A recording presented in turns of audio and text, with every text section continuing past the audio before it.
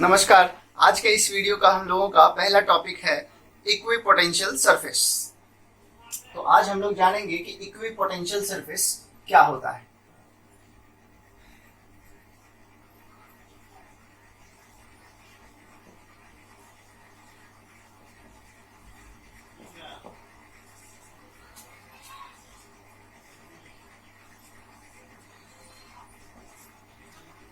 इसी को हिंदी में कहते हैं समविभव पृष्ठ।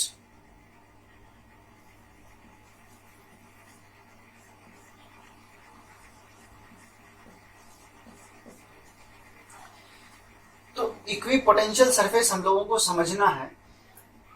तो इक्विपोटेंशियल का मतलब, पोटेंशियल हम लोग पढ़ चुके हैं, विभव होता है, इक्वी मतलब इक्वल, और सरफेस तो ऐसा सरफेस जिसके प्रत्येक पॉइंट का पोटेंशियल इक्वल हो उसे हम लोग इक्विपोटेंशियल सरफेस कहेंगे। तो बहुत सिंपल है इसका डेफिनेशन, वर्ड में ही डेफिनेशन छुपा है। इक्विपोटेंशियल सरफेस मतलब ऐसा सरफेस जिसके प्रत्येक पॉइंट का पोटेंशियल क्या हो, इक्वल हो, उसी को हम लोग क्या कहेंगे, इक्विपोटेंशियल सरफेस। तो चलिए इसको डिफाइन कर लेते हैं। वह सरफेस जिसके प्रत्येक पॉइंट का पोटेंशियल इक्वल हो उसे इक्विपोटेंशियल सरफेस कहा जाता है। तो ये हम लोगों का डेफिनेशन हो गया किसका, इक्विपोटेंशियल सरफेस का। क्या है इक्विपोटेंशियल सरफेस? ऐसा सरफेस जिसके प्रत्येक स्थान का पोटेंशियल क्या हो, इक्वल हो, या प्रत्येक पॉइंट का पोटेंशियल क्या हो, इक्वल हो, उसे क्या कहेंगे, इक्विपोटेंशियल सरफेस। क्या मतलब है इसका इक्विपोटेंशियल से हम लोगों को क्या समझ में आना चाहिए कि उस पृष्ठ का कोई भी ऐसा स्थान नहीं है जहां का पोटेंशियल अलग हो। मतलब प्रत्येक स्थान का पोटेंशियल क्या है, बराबर। अगर दो बिंदुओं के बीच का पोटेंशियल डिफरेंस ले या विभवांतर ले तो कितना आएगा, एक बिंदु पर जितना पोटेंशियल है उतना ही दूसरे बिंदु पर का भी पोटेंशियल है, तभी तो वो इक्विपोटेंशियल सरफेस कहलाएगा। तो इसका मतलब है कि दोनों का पोटेंशियल बराबर है तो दोनों के बीच का अंतर कितना, जीरो।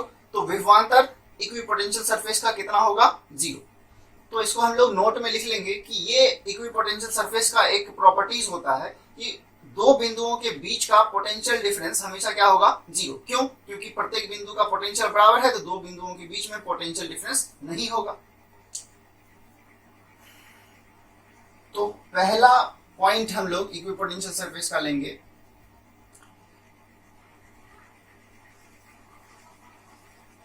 इक्विपोटेंशियल सरफेस के किन्हीं दो पॉइंट्स के बीच का पोटेंशियल डिफरेंस, इसी को हिंदी में विभवांतर कहते हैं, हमेशा जीरो होता है। तो अगर कोई भी इक्विपोटेंशियल सरफेस ले तो उस इक्विपोटेंशियल सरफेस के किसी भी दो पॉइंट, किन्हीं दो पॉइंट, कोई भी दो पॉइंट लेंगे और उसके बीच में अगर हम लोग विभवांतर निकालेंगे मतलब पोटेंशियल डिफरेंस निकालेंगे तो वो कितना आएगा, जीरो। क्यों ऐसा होता है? क्योंकि इक्विपोटेंशियल सरफेस के प्रत्येक बिंदु का विभव क्या होता है, इक्वल होता है। अगर इक्वल होता है तो दो बिंदुओं के विभव में कोई भी डिफरेंस नहीं हो सकता है, और कोई डिफरेंस नहीं है तो डिफरेंस कितना निकला, जीरो। नोट कीजिए, फिर आगे बढ़ते हैं हम लोग। इसी को अगर मैथमेटिकली समझना चाहें, अर्थात विभवांतर, ये डेल्टा मतलब होता है अंतर, अभी मतलब विभव, तो विभव का अंतर क्या होता है, वी बी माइनस वी बराबर क्या होगा, जीरो।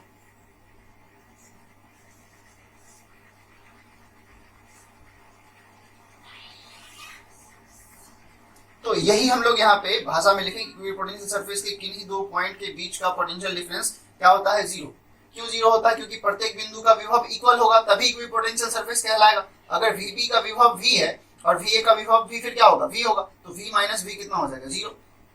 पॉइंट B का विभव अगर 5 वोल्ट है तो पॉइंट A का भी विभव कितना होगा, 5 वोल्ट। अगर ये दोनों पॉइंट कहाँ है, इक्विपोटेंशियल सरफेस पर, तो 5 माइनस 5 कितना होता है, जीरो। अगर 8 वोल्ट हुआ तब भी जीरो। मतलब इक्विपोटेंशियल सरफेस के प्रत्येक बिंदु का विभव हमेशा बराबर होता है, उसी को हम लोग क्या कहते हैं, इक्विपोटेंशियल सरफेस। तो उसके किसी भी दो पॉइंट के बीच का पोटेंशियल डिफरेंस हमेशा कितना होगा, जीरो। ये आप लोगों को याद रखना है। इसी को हम लोग दूसरे तरीके से समझ सकते हैं, दूसरे पॉइंट में इसको कर लेते हैं। इक्विपोटेंशियल सरफेस पर एक पॉइंट से दूसरे पॉइंट तक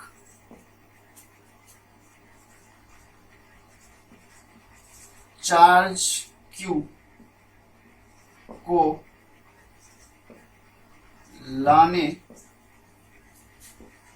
में वर्क डन, मतलब किया गया कार्य। एक पॉइंट से दूसरे पॉइंट तक लाने में वर्क डन, मतलब ए से बी तक। मान लेते हैं कोई पॉइंट ए है और कहां तक ला रहे हैं, बी तक, या बी से ए तक। वर्क डन कितना होगा? अच्छा, वर्क का क्या फॉर्मूला हम लोग पढ़ चुके हैं, क्यू वी। क्यू है चार्ज और वी क्या है, विभवांतर। तो चार्ज कितना लिए हैं, क्यू, और इक्विपोटेंशियल सरफेस में विभवांतर कितना होता है, 0। तो विभवांतर 0। तो कह सकते हैं कि वर्क ए से बी तक, एक पॉइंट से दूसरे पॉइंट तक लाने में Q गुना 0 कितना होता है, 0। तो हम लोग हमेशा ध्यान रखेंगे कि इक्विपोटेंशियल सरफेस पर एक पॉइंट से दूसरे पॉइंट तक चार्ज Q को लाने में वर्क डन कितना होता है, 0। मतलब कोई भी वर्क करना नहीं पड़ता है। तो इसका आंसर हम लोग क्या लिख सकते हैं, वर्क की जगह 0। मतलब वर्क करना पड़ता है या नहीं करना पड़ता चार्ज Q को एक स्थान से दूसरे स्थान तक विस्थापित करने में? तो आंसर है नहीं करना पड़ता है। क्यों? क्योंकि वहां का विभवांतर क्या होता है, 0। इक्विपोटेंशियल सरफेस के किसी भी दो पॉइंट का विभवांतर हमेशा क्या होगा, 0। तो एक पॉइंट से दूसरे पॉइंट तक लाने में वर्क डन कितना होगा, चार्ज गुना विभवांतर, विभवांतर 0, तो वर्क डन भी 0।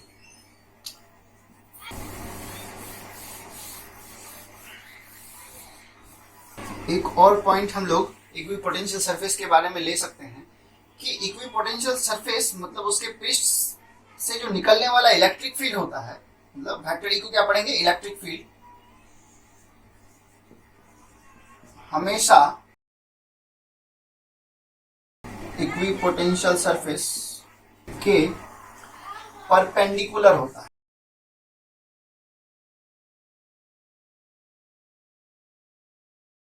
परपेंडिकुलर का मतलब क्या है, लंबवत।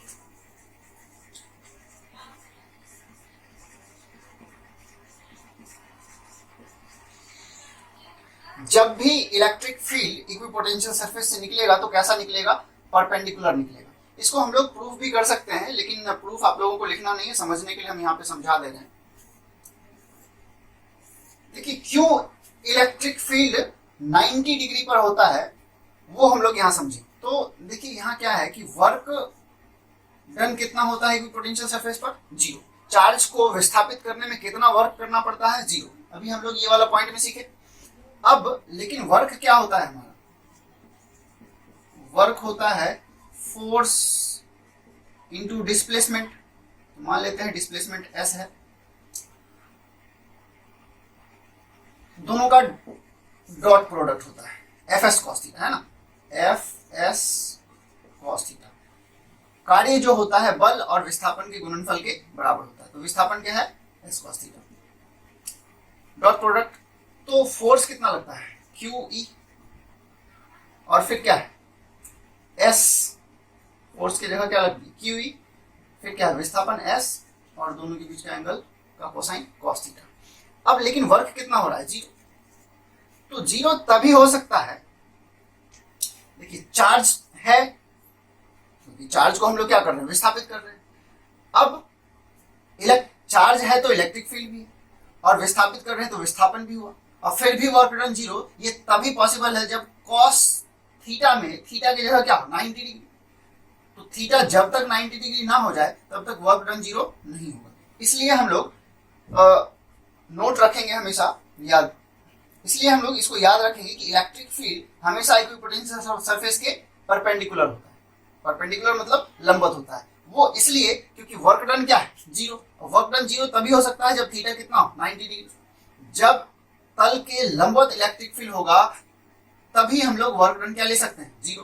क्योंकि अगर इक्विपोटेंशियल सरफेस है तो चार्ज है, चार्ज है तो इलेक्ट्रिक फील्ड है, इलेक्ट्रिक फील्ड है और उसमें विस्थापित भी कर रहे हैं, तो ये तीनों चीज तो हो रहा है, तो ये तीनों चीज तो जीरो है नहीं, लेकिन इसके बाद भी वर्क डन जीरो हो रहा है, तो वर्क डन तभी जीरो हो सकता है जब थीटा कितना हो 90 डिग्री। तो ये पॉइंट आप लोग याद रखेंगे कि हमेशा इक्विपोटेंशियल सरफेस पर इलेक्ट्रिक फील्ड कैसा होता है, लंबवत। अगर ये हमारा बोर्ड इक्विपोटेंशियल सरफेस है तो इलेक्ट्रिक फील्ड कैसा निकलेगा, इसके लंबवत बाहर की तरफ।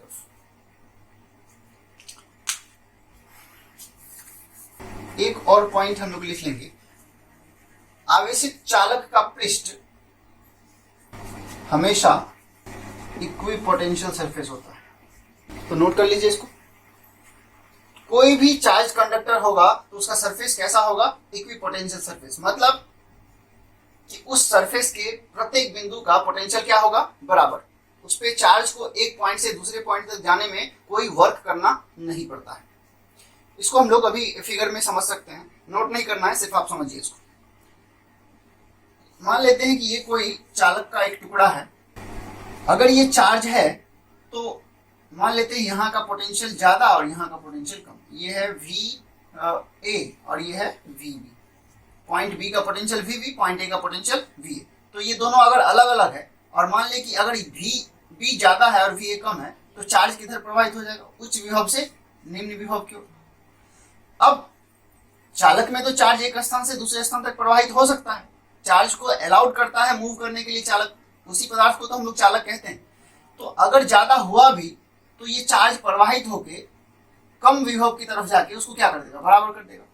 तो इसलिए चालक के पृष्ठ का जो विभव होता है प्रत्येक पॉइंट पर इक्वल होता है, उसी को हम लोग क्या कहेंगे, इक्विपोटेंशियल सरफेस। तो किसी भी आवेशित चालक का सरफेस जो होता है कैसा होता है, equipotential surface. Point charge plus Q का इक्विपोटेंशियल सरफेस, इक्विपोटेंशियल सरफेस समविभव पृष्ठ हम लोग यहां बनाएंगे।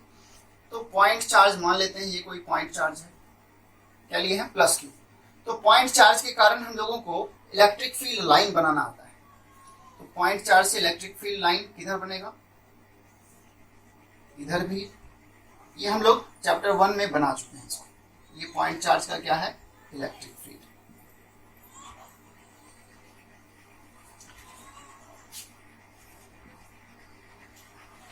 ये पॉइंट चार्ज का इलेक्ट्रिक फील्ड है और यहां क्या रखा हुआ है, पॉइंट चार्ज। कौन सा पॉइंट चार्ज, प्लस क्यू। तो अब इसका इक्विपोटेंशियल सरफेस हम लोगों को बनाना है। तो हम लोग पोटेंशियल के बारे में क्या जानते हैं, विभव क्या होता है, 1/4 pi epsilon not q by r. तो विभव कब बदलेगा, जब चार्ज बदल जाएगा और दूरी बदल जाएगा। तो यहाँ चार्ज तो फिक्स कर दिए, कितना लिए हैं, प्लस क्यू, तो चार्ज नहीं बदल रहा है। अगर दूरी चेंज ना करे तो विभव बराबर होगा। तो हम लोग एक ऐसा पृष्ठ बनाते हैं और इक्विपोटेंशियल सरफेस पर इलेक्ट्रिक फील्ड लाइन कैसा होता है, लंबवत। तो इस फील्ड लाइन का इक्विपोटेंशियल सरफेस, ये इस फील्ड लाइन का इक्विपोटेंशियल सरफेस ये लंबवत हुआ, इसका ऐसा।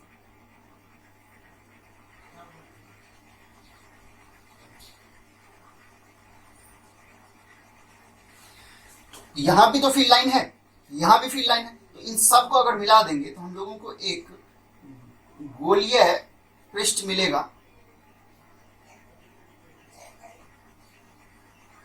इस तरह का। ये आपको वृत्ताकार दिख रहा है, पर आपको इमेजिन करना है कि ये गोलीय फुटबॉल टाइप का है, चारों तरफ से घिरा हुआ और इसका दूरी चेंज नहीं हो रहा है। अगर यहाँ पर r डिस्टेंस है तो ये भी क्या है, r, ये भी क्या है, r, ये भी क्या है। तो ये प्रत्येक पॉइंट का डिस्टेंस सेंटर से बराबर है, प्लस क्यू चार्ज से बराबर। और r अगर नहीं बदला और चार्ज नहीं बदला तो विभव क्या होगा, इक्वल। तो इस पॉइंट का विभव कितना, 1/4 एप्सिलॉन क्यू बटे r। इस पॉइंट का विभव कितना, 1/4 एप्सिलॉन क्यू बटे r, क्योंकि डिस्टेंस तो वही है। तो ये जो सरफेस, गोलीय सरफेस बना, ये क्या है, इक्विपोटेंशियल सरफेस। इसका दूसरा इक्विपोटेंशियल सरफेस भी बना सकते हैं, यहाँ पे लंबवत पृष्ठ बना लेते हैं।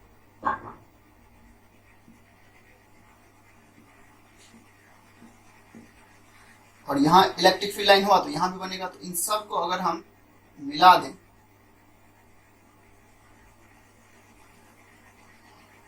तो फिर से हम लोगों को एक इक्विपोटेंशियल सरफेस प्राप्त होगा। तो इस पृष्ठ के प्रत्येक पॉइंट का पोटेंशियल बराबर है, तो ये इक्विपोटेंशियल सरफेस हो गया। इस पृष्ठ के भी प्रत्येक पॉइंट का पोटेंशियल बराबर है। क्यों बराबर है? क्योंकि डिस्टेंस r चेंज नहीं हो रहा है और चार्ज तो फिक्स है। तो ये दो इक्विपोटेंशियल सरफेस है। इस सरफेस का नाम हम लोग S2 रख देते हैं, सरफेस 2, और इस सरफेस का नाम हम लोग S1 रख देते हैं, सरफेस 1। तो यहां सरफेस 1 S1 तथा S2 क्या है? Equipotential surface. बट S1 का पोटेंशियल क्या इक्वल है S2 के पोटेंशियल के?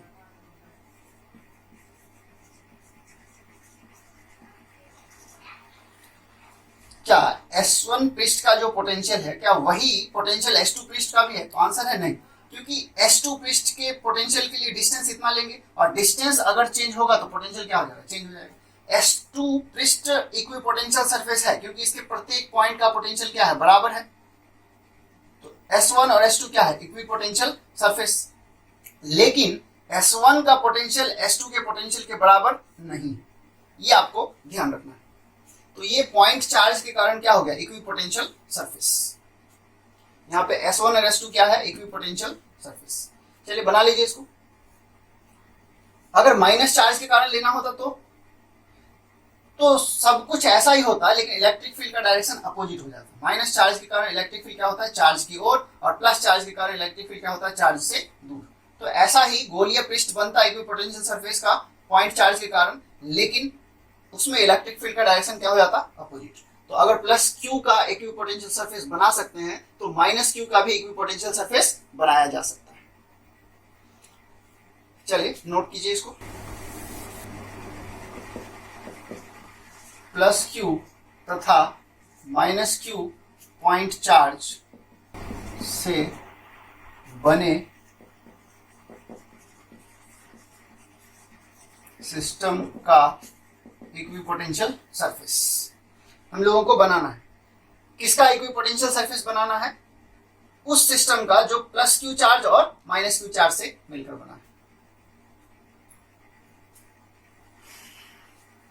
तो यहां पे एक चार्ज बना लेते हैं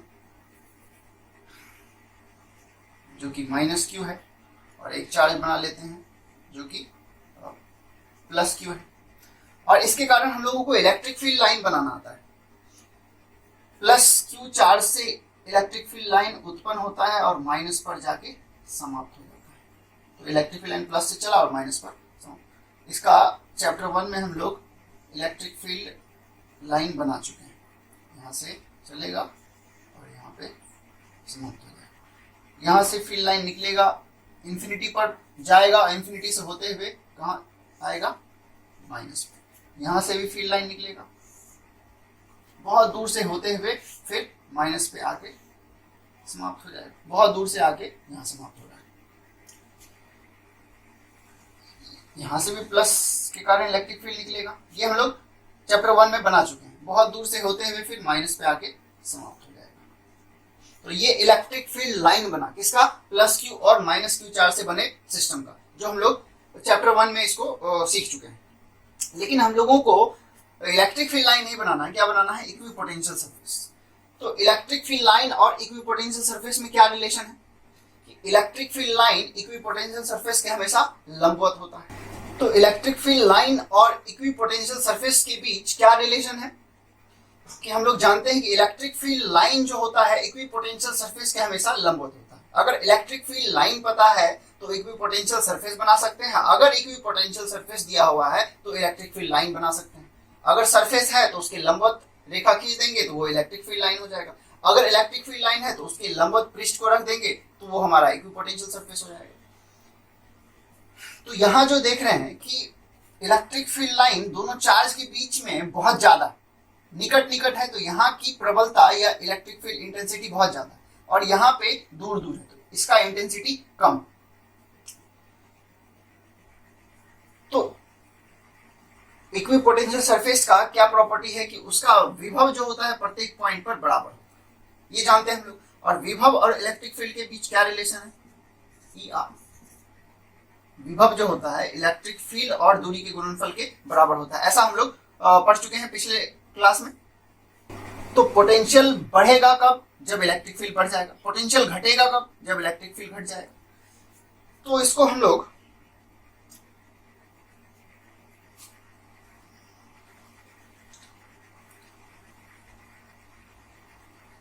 ये इक्विपोटेंशियल सरफेस है इस फील्ड लाइन का, ये इक्विपोटेंशियल सरफेस इस फील्ड लाइन का, और ये इस फील्ड लाइन का। अब इधर का इलेक्ट्रिक फील्ड ज्यादा और इधर का इलेक्ट्रिक फील्ड कम, तो इलेक्ट्रिक फील्ड बढ़ाएंगे तभी जितना इस सरफेस का पोटेंशियल है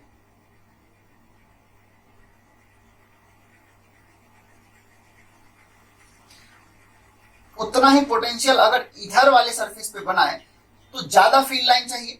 तो इसके लिए हम लोगों को दूर तक फील्ड लाइन को ले जाना पड़ेगा।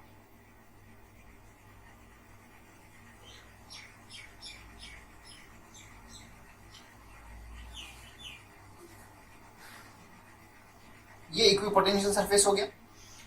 अब इसका दूसरा इक्विपोटेंशियल सरफेस अगर बनाना चाहें तो इधर का फील्ड लाइन ज्यादा है तो इसका पोटेंशियल ज्यादा, फील्ड लाइन ज्यादा तो पोटेंशियल ज्यादा। तो इस सरफेस का पोटेंशियल ज्यादा और इधर उतना ही पोटेंशियल चाहिए तो फील्ड लाइन ज्यादा चाहिए, तो ज्यादा दूर तक जाएगा। अब माइनस चार्ज की बात कर लें तो यहां भी नेगेटिव पोटेंशियल बनेगा सरफेस का, तो यहां बनेगा, यहां बनेगा, यहां बनेगा लंबवत, फील्ड लाइन के लंबवत, और इधर का फील्ड लाइन ज्यादा कवर करेगा, फिर इधर दूर जाएगा।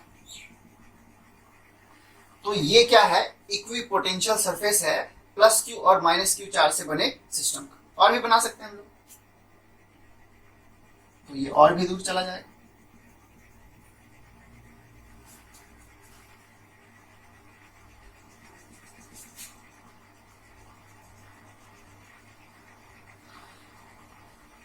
तो यहां पे जो सरफेस दिख रहा है ये,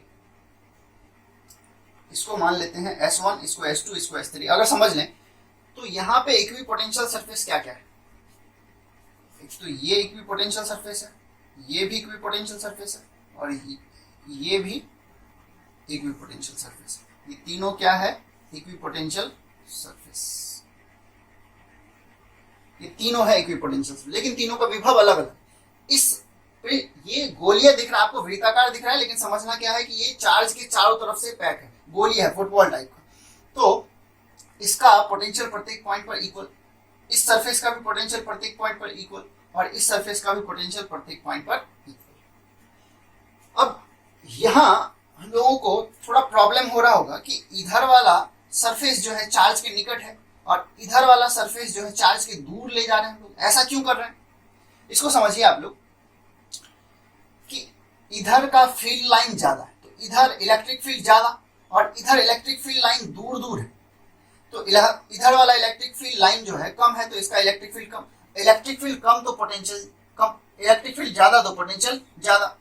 तो इधर वाला फील्ड लाइन ज्यादा है तो पोटेंशियल ज्यादा, तो इधर भी तो ज्यादा चाहिए। तो ज्यादा करने के लिए हम लोगों को सरफेस को दूर तक ले जाना पड़ेगा, तभी फील्ड लाइन ज्यादा मिलेगा। इसलिए माइनस क्यू और प्लस क्यू चार्ज के सिस्टम से बने इक्विपोटेंशियल सरफेस में बाहर की तरफ जो होता है इक्विपोटेंशियल सरफेस चार्ज से दूर होता है, और अंदर की तरफ जो होता है चार्ज के निकट होता है। ये है प्लस क्यू और माइनस क्यू चार्ज के इक्विपोटेंशियल सरफेस का फिगर।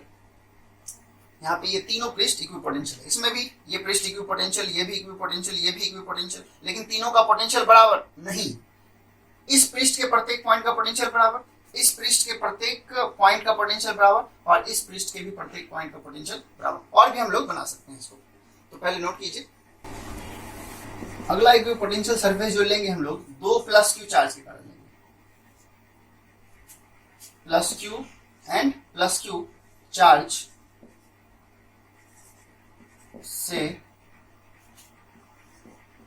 बने सिस्टम का इक्विपोटेंशियल सरफेस।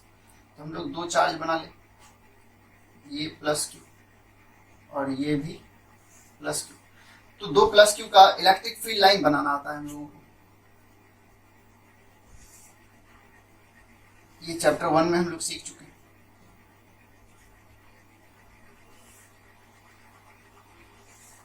दोनों प्लस है तो इससे प्रतिकर्षण के कारण ये फील्ड लाइन क्या होता है, प्रतिकर्षित हो जाता है, और ये प्लस इलेक्ट्रिक फील्ड इंफिनिटी तक ले जाएगा, यहां से ऐसे।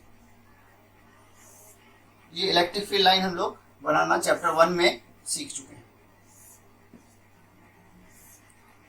ये इलेक्ट्रिक फील्ड लाइन बन गया।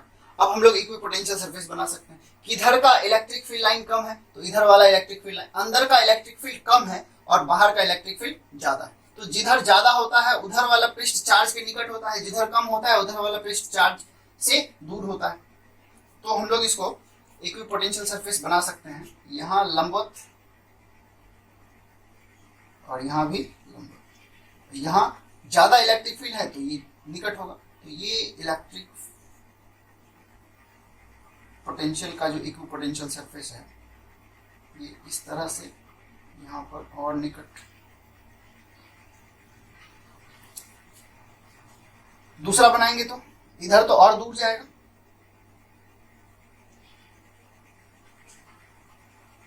और इधर नजदीक होगा।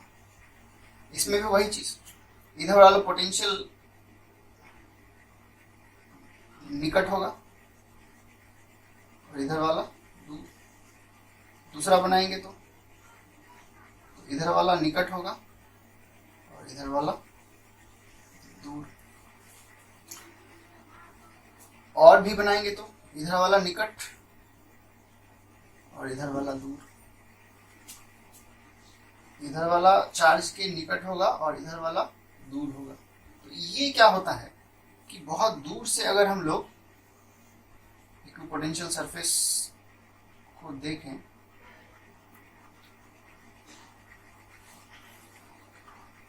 और बनाएंगे तो ये कुछ इस तरह से,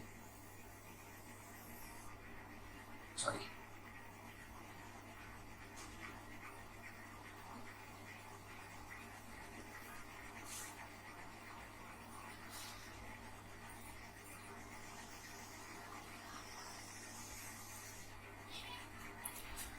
तो ये दोनों प्लस चार्ज के कारण इक्विपोटेंशियल सरफेस बना हम लोगों का। अब देखिए, जब अंदर वाले इक्विपोटेंशियल सरफेस की बात करें तो यहाँ देखिए कि इधर वाला फील्ड लाइन ज्यादा है तो ये चार्ज के निकट होगा, और इधर वाला चार्ज से दूर। तो दूर मतलब ये अंदर चार्ज से दूर क्यों जा रहा है सरफेस, क्योंकि उसको ज्यादा इलेक्ट्रिक फील्ड चाहिए। ज्यादा इलेक्ट्रिक फील्ड चाहिए तभी तो पोटेंशियल ज्यादा होगा, और यहाँ पे पहले से इलेक्ट्रिक फील्ड ज्यादा है तो इधर तो ज्यादा चाहिए नहीं, क्योंकि और बढ़ाएंगे तो और ज्यादा फील्ड लाइन बनेगा। तो हम लोगों को ये पोटेंशियल सरफेस जो है चार्ज के निकट रखना पड़ेगा इधर, और इधर चार्ज से दूर लाना पड़ रहा है क्योंकि हमको ज्यादा इलेक्ट्रिक फील्ड लाइन चाहिए, तभी इसका पोटेंशियल इस सरफेस के पोटेंशियल के बराबर होगा। इसी तरह से इसमें भी हम लोग चार्ज से दूर चले गए और इधर चार्ज के निकट आ गए। इधर का फील्ड लाइन ज्यादा है तो इधर पोटेंशियल बढ़ाना नहीं है, इधर का फील्ड लाइन कम है तो इधर पोटेंशियल बढ़ाना है, तो फील्ड लाइन को ज्यादा फील्ड लाइन चाहिए तो दूर तक इसको ले जाएंगे। तो इस तरह से अगर ज्यादा से ज्यादा पोटेंशियल बनाए हम लोग तो हम लोगों को ऐसा लगता है दूर से कि ये दोनों चार्ज जो है अलग नहीं है, एक ही। तो ये प्लस चार्ज के कारण दूर का जो पोटेंशियल सरफेस बनेगा वो इक्विपोटेंशियल सरफेस क्या हो जाएगा, पॉइंट चार्ज जैसा हो जाएगा। तो ये दोनों चार्ज मिलके एक ही पोटेंशियल सरफेस दूर से बना देता है। अगर निकट से देखें तो अलग अलग है और दूर से देखें तो ये दोनों चार्ज एक ही। नोट कर लीजिए इसको। इसमें ये सभी क्या है, इक्विपोटेंशियल सरफेस। ये भी, ये भी, ये भी और ये सब क्या है, इक्विपोटेंशियल सरफेस। किसके कारण, दोनों प्लस चार्ज से बने सिस्टम के कारण। तो ये था हम लोगों का इक्विपोटेंशियल सरफेस क्या होता है। इक्विपोटेंशियल सरफेस के प्रत्येक पॉइंट का विभव बराबर होता है और उसमें चार्ज को विस्थापित करने में वर्क डन कितना होता है, 0। और इलेक्ट्रिक फील्ड लाइन जो पोटेंशियल सरफेस से निकलता है वो कैसा निकलता है, सरफेस के लंबवत। और किसी भी आवेशित चालक का जो पृष्ठ होता है, सरफेस होता है, वो हमेशा क्या होता है, इक्विपोटेंशियल सरफेस होता है। ये सब चीज हम लोग इसमें सीखे, तो नोट कीजिए इसको, फिर आगे बढ़ते हैं हम लोग। तो नेक्स्ट टॉपिक हम लोगों का आज की क्लास का है आवेशित गोलीय चालक। के कारण वैद्युत विभव, इसी को इंग्लिश में लिख सकते हैं electric potential due to a charged conducting sphere, SPHERE sphere. तो हम लोगों को निकालना है इलेक्ट्रिक पोटेंशियल वैद्युत विभव, किसके कारण? आवेशित गोलीय चालक के कारण। तो टॉपिक पहले बना लीजिए, फिर आगे बढ़ते हैं। तो इलेक्ट्रिक पोटेंशियल निकालने के लिए हम लोगों को पहले एक गोलीय चालक मानना होगा। तो मान लीजिए ये कोई एक आवेशित गोलीय चालक है, चार्ज है तो इस पर चार्ज होगा। तो एक आवेशित गोलीय चालक मान लिए हम लोग, और अगर गोलीय है तो इसका कुछ ना कुछ रेडियस होगा। तो मान लेते हैं कि इसका रेडियस जो है वो है कैपिटल R। इस गोलीय चालक का रेडियस कितना है? Capital R। और हम लोगों को इसके कारण क्या निकालना है? वैद्युत विभव। तो वैद्युत विभव तो किसी इलेक्ट्रिक फील्ड में पॉइंट का गुण होता है। तो इस आवेशित चालक के निकट एक पॉइंट P मान लेते हैं, ये है पॉइंट P, जहां हम लोगों को इलेक्ट्रिक पोटेंशियल निकालना है। और पॉइंट P का जो डिस्टेंस है वो गोलीय चालक के सेंटर से मान लेते हैं कुछ है, तो वो मान लेते हैं R। क्यों? वैद्युत विभव निकालना है किसके कारण? आवेशित गोलीय चालक के कारण। तो हम लोगों को आवेशित गोलीय चालक मानना होगा, और अगर ये गोलीय है तो उसका कुछ ना कुछ रेडियस होगा, तो रेडियस R मान लिए हैं। और पोटेंशियल निकालना है तो कहाँ निकालना है? तो पॉइंट P पर। तो पॉइंट P चालक के सेंटर से कितना दूर है? तो वो क्या मान लिए हम लोग? R। तो इसी को हम लोग भाषा में रख लेते हैं। माना R रेडियस के एक चार्ज्ड कंडक्टिंग स्फीयर के सेंटर से R दूरी पर कोई पॉइंट P है, जहां वैद्युत विभव मतलब इलेक्ट्रिक पोटेंशियल किससे संकेत करते हैं? V से ज्ञात करना है। ये हम लोगों को चाहिए, नोट कीजिए इसको। तो हम लोगों को गोलीय चालक के कारण क्या निकालना है? इलेक्ट्रिक पोटेंशियल निकालना है। गोलीय चालक का इलेक्ट्रिक फील्ड जानते हैं हम लोग? तो बिल्कुल जानते हैं। गोलीय चालक का इलेक्ट्रिक फील्ड कितना होता है? गोलीय चालक पॉइंट चार्ज जैसा व्यवहार करता है इलेक्ट्रिक फील्ड के लिए, तो ये कितना हो जाता है? 1/4 pi epsilon not Q by R। अच्छा, गोलीय चालक के अंदर इलेक्ट्रिक फील्ड कितना होता है? 0। ये हम लोग चैप्टर 1 में पढ़ चुके हैं कि इलेक्ट्रिक फील्ड गोलीय चालक का होता है 1/4 एप्सिलॉन नॉट Q बटे R स्क्वायर। जैसा पॉइंट चार्ज का इलेक्ट्रिक फील्ड वैसा ही गोलीय चालक का भी इलेक्ट्रिक फील्ड। लेकिन गोलीय चालक के अंदर का इलेक्ट्रिक फील्ड कितना होता है? 0। हम लोग गॉस लॉ से जाने थे, इलेक्ट्रिक फील्ड 0 होता है क्योंकि इसके अंदर कोई भी चार्ज नहीं है। तो इलेक्ट्रिक फील्ड कितना? 0। तो ये है गोलीय चालक के अंदर का इलेक्ट्रिक फील्ड और गोलीय चालक के कारण इलेक्ट्रिक फील्ड। लेकिन हम लोगों को यहाँ इलेक्ट्रिक फील्ड नहीं निकालना है, क्या निकालना है? पोटेंशियल। तो क्या इलेक्ट्रिक फील्ड और पोटेंशियल में कोई रिलेशन पढ़े हम लोग? तो बिल्कुल पढ़े हैं। विभव और इलेक्ट्रिक फील्ड में क्या रिलेशन पढ़े हैं कि इलेक्ट्रिक फील्ड जो होता है वो विभव प्रवणता के ऋणात्मक के बराबर होता है। ऐसा हम लोग पिछले लेक्चर्स में पढ़ चुके हैं कि इलेक्ट्रिक फील्ड जो होता है विभव प्रवणता मतलब पोटेंशियल ग्रेडियंट के नेगेटिव के बराबर होता है। इसी को हम लोग क्रॉस मल्टीप्लीकेशन कर देते हैं। तो dv गुना 1 कितना हो गया? dv और e गुना dr माइनस के साथ, तो माइनस e dr। दोनों तरफ समाकलन कर देते हैं। तो समाकलन dv बराबर समाकलन माइनस e dr। लिमिट लगा दीजिए, कहां से? इंफिनिटी से r तक, इंफिनिटी से r तक। तो dv का समाकलन क्या हो जाएगा? v इंफिनिटी से r तक का। अब जो कांस्टेंट है उसको बाहर कर लीजिए, समाकलन इंफिनिटी से r तक। इलेक्ट्रिक फील्ड कितना होता है गोले के कारण? 1/4 pi epsilon not q by कितना डिस्टेंस पे ले रहे हैं, आर डिस्टेंस पे। फिर क्या है डी आर, आर का क्या होगा यहाँ पे square.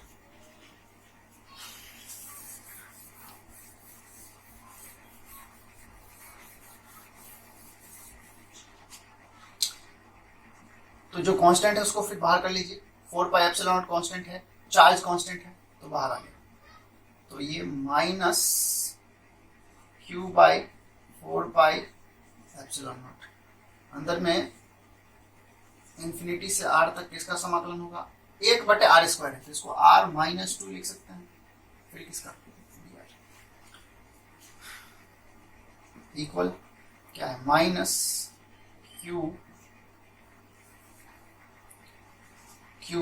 By 4 pi epsilon not, और इसका समाकलन क्या हो जाएगा, r पर पावर -2 n+1/n+1, कहां से कहां तक, इंफिनिटी से r तक। अगर ये नहीं समझ में आया तो इसको रीजन ले सकते हैं, चूंकि x पर पावर n का समाकलन जो होता है dx के लिए वो कितना होता है, x पर पावर n+1/n+1।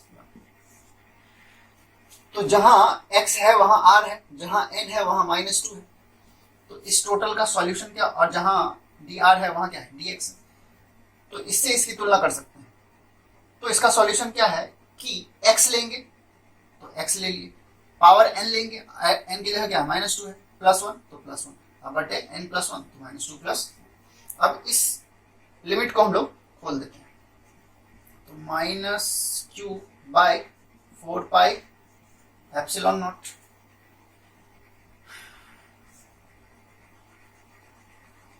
बाहर में क्या था माइनस था, ठीक है, तो ये बन गया r का पावर -1 बटे -1 इंफिनिटी से r तक। अब यहाँ ये माइनस इस माइनस को क्या कर देगा, प्लस बना देगा। तो आगे क्या लिख सकते हैं हम लोग, q by 4 pi epsilon not, r inverse को क्या लिख सकते हैं 1/r, कहाँ इंफिनिटी से r तक, और आगे बढ़ाइए इसको, q by 4 pi epsilon not, limit खोलेंगे तो r के जगह पहले अपर लिमिट और फिर r के जगह लोअर लिमिट। तो अपर लिमिट क्या है हमारा r, तो 1/r, फिर माइनस करेंगे, फिर r के जगह क्या रखेंगे लोअर लिमिट, कितना है इन्फिनिटी। तो इन्फिनिटी से भाग देंगे तो ये क्या हो जाएगा 0, और 1/r में से 0 घटा दे तो कोई फर्क नहीं पड़ेगा।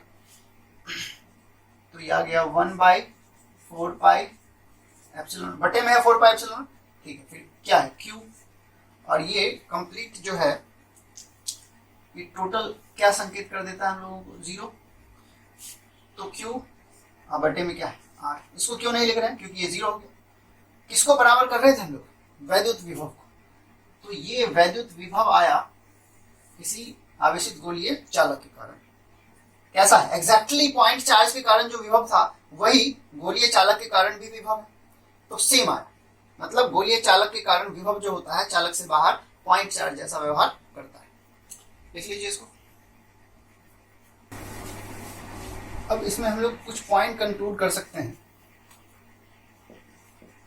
If r is equal to capital R, क्या बोल रहे हैं कि पॉइंट P जरूरी तो नहीं कि हम लोग गोले से बाहर लें, गोले के पृष्ठ पर भी ले सकते हैं। अगर सरफेस पर ले लिए तो ये पॉइंट P यहाँ आ गया, मतलब सेंटर से कितना दूर हो गया, जितना उसका रेडियस है उतना। तो हमारा जो छोटा वाला r है पॉइंट P को पृष्ठ पे रखने पे क्या हो जाएगा, बड़े वाले r के बराबर हो जाएगा। तो पोटेंशियल कितना होगा, सिंस पोटेंशियल क्या होता है गोलीय चालक के कारण 1/4 पाई एप्सिलॉन नॉट q बटे r, अभी अभी हम लोग यहाँ पे लिखे थे, और इसी को क्या लिख सकते हैं 1/4 पाई एप्सिलॉन नॉट q बटे r, किसके बराबर है कैपिटल R के बराबर। ये क्या हो गया, सरफेस पर पोटेंशियल, और ये वाला क्या है सरफेस से बाहर का पोटेंशियल। एक और पॉइंट ले सकते हैं हम लोग, R is less than R। अगर ये पॉइंट भी पृष्ठ पर ना होकर पृष्ठ के अंदर, तो इसका मतलब है कि जिस पॉइंट पर हम लोग पोटेंशियल निकालना चाहते हैं उसकी दूरी जो है त्रिज्या से कम है, मतलब पृष्ठ के अंदर। तो पोटेंशियल कितना होगा, यहां देखिए, चूंकि इलेक्ट्रिक फील्ड जो होता है माइनस dV बटे dr होता है, बट गोलीय चालक के अंदर का इलेक्ट्रिक फील्ड हम लोग जीरो जानते हैं। गॉस लॉ के अनुसार चैप्टर 1 में पढ़ाया गया था कि इलेक्ट्रिक फील्ड जो होता है गोलीय चालक के अंदर कितना होता है, जीरो होता है, क्योंकि उसके अंदर कोई भी चार्ज नहीं है, तो इलेक्ट्रिक फील्ड जीरो। तो इसको क्या लिख सकते हैं, dV बटे dr बराबर माइनस, ऐसे भी लिखा जा सकता है, या इसी को लिख सकते हैं dV बटे dr बराबर जीरो। क्यों ऐसा कर रहे हैं, क्योंकि इलेक्ट्रिक फील्ड चालक के अंदर कितना होता है, जीरो। रीजन लिख लीजिए, क्योंकि इलेक्ट्रिक फील्ड जीरो होता है कहाँ, चालक के अंदर।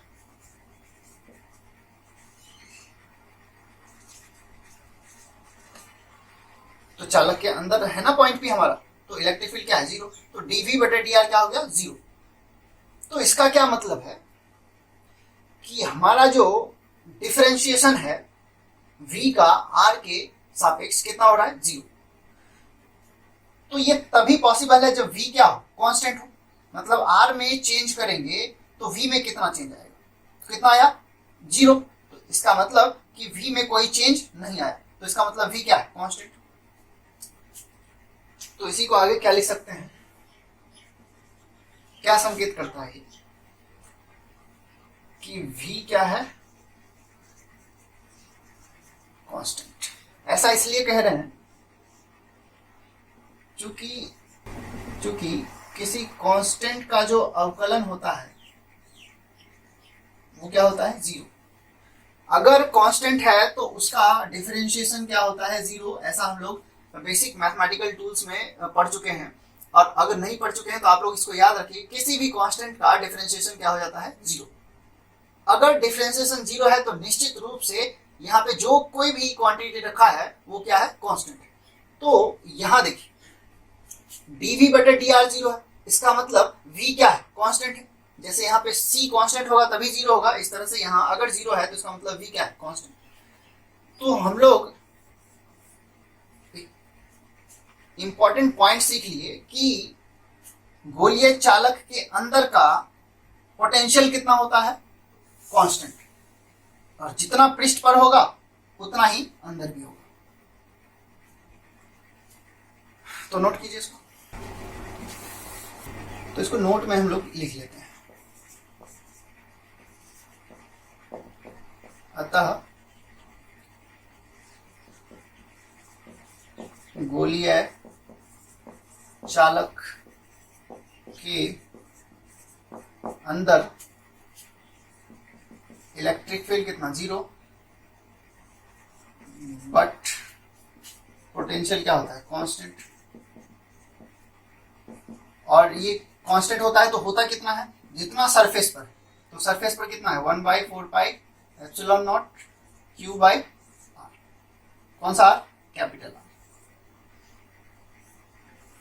तो ये ध्यान रखना है, गोले के अंदर क्या चीज जीरो होता है, इलेक्ट्रिक फील्ड। गोले के अंदर क्या चीज कांस्टेंट होता है, पोटेंशियल। नोट का नेक्स्ट पॉइंट हम लोग ग्राफ ले सकते हैं। ये हमारा डिस्टेंस हो जाएगा, ये हमारा पोटेंशियल हो जाएगा गोलीय चालक का। तो क्या है कि कांस्टेंट है गोले का, अगर ये हमारा रेडियस है r और इधर जो है ये डिस्टेंस, तो रेडियस पर जितना पोटेंशियल होगा गोले के अंदर भी उतना ही होगा। तो ये अगर हमारा केंद्र हो जाता है, ओरिजिन, तो ये r है। तो अगर रेडियस पर मान लेते हैं कि पोटेंशियल यहाँ है, तो रेडियस के अंदर भी इतना ही होगा। तो रेडियस तक का पोटेंशियल कोई चेंज नहीं होगा। और इसके बाद अगर हम दूर जाते हैं तो पोटेंशियल क्या होता है, दूरी बढ़ता रहेगा तो पोटेंशियल घटता रहेगा। तो ये दूर चलते जा रहे हैं, पोटेंशियल घटते जा रहा है। रेडियस के निकट आ रहे हैं, पोटेंशियल बढ़ रहा है, रेडियस तक आ गए, पोटेंशियल सबसे ज्यादा हो गया, रेडियस के अंदर चले गए फिर भी पोटेंशियल रेडियस के बराबर। मतलब पृष्ठ पर जितना पोटेंशियल है गोले के अंदर भी उतना ही पोटेंशियल होगा। अगर पृष्ठ पर 5 वोल्ट पोटेंशियल है तो गोले के अंदर भी कितना होगा, 5। तो गोले के केंद्र पर 5 वोल्ट, उससे थोड़ा आगे गए फिर भी 5 वोल्ट, फिर आगे गए फिर भी 5 वोल्ट, सरफेस पर चले गए फिर भी 5 वोल्ट। सरफेस से जैसे ही बाहर जाते हैं पोटेंशियल क्या होता है, घटना स्टार्ट हो जाता है। तो ये हमारा पोटेंशियल और डिस्टेंस के बीच का ग्राफ है, नोट कीजिए इसको।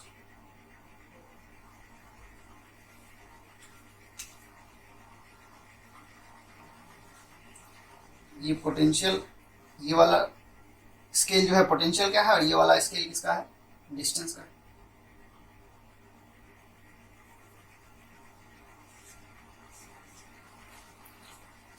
ये रेडियस है हमारा।